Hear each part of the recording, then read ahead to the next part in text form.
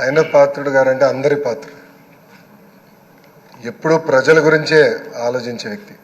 అధికారంలో ఉన్నా ప్రతిపక్షంలో ఉన్నా ప్రజల సమస్యలు ఎట్లా పరిష్కరించాలని ఆలోచించే వ్యక్తి ఆయన పాత్రుడు గారు. ఆయన పాత్రుడు గారంటే ఒక పోరాటం, ఒక పౌరుషం. ఇప్పుడే అన్న పవనన్న అన్నట్టు క్షణికావేశం కూడా ఉండేది, ఇప్పుడు ఇంకా అవకాశం లేకుండా పోయింది.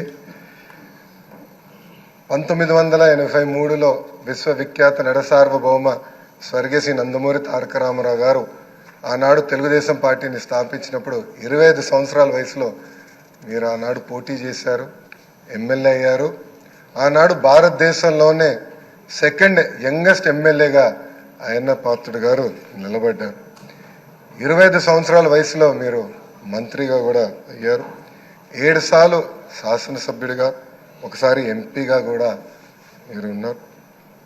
7 సార్లు ఒకే నియోజకవర్గం, నర్సీపట్నం నియోజకవర్గం ఏ అదృష్టం చేసుకుందో నాకు తెలియదు, కానీ 7 సార్లు కూడా నర్సీపట్నం నియోజకవర్గం ఎమ్మెల్యేగా మీరు నిలబడ్డారు.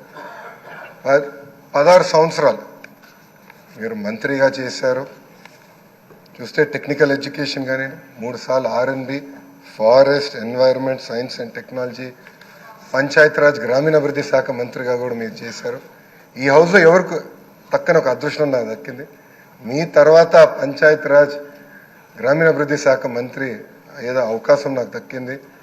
ఆనాడు మీరు ప్రారంభించిన పనులని పూర్తి చేసే అవకాశం నాకు ఇచ్చారు. మీ నాయకత్వంలో 25,000 కిలోమీటర్లు సీసీ రోడ్ వేసాం, ప్రహరీ గోడలు కట్టాం, పంచాయతీ భవనాలు కట్టాం. గ్రామాలు కూడా ఆనాడు యుద్ధ ప్రాతిపదికంగా తాగునీటి పథకాలు కూడా కలిసి ఏర్పాటు చేశారు. అంతేకాకుండా నాకు ఎప్పుడు సలహాలు కావాలన్నా, సూచనలు కావాలని మీకు ఫోన్ చేసేవాడిని, మిమ్మల్ని అడిగి తెలుసుకునేవాడిని. ఆనాడు పంచాయతీరాజ్ గ్రామీణాభివృద్ధి శాఖ మంత్రిగా నేను ఇన్ని పనులు చేయగలనంటే దాని వెనకాల మీరున్నారని ప్రజలందరూ కూడా తెలియజేస్తున్నాను.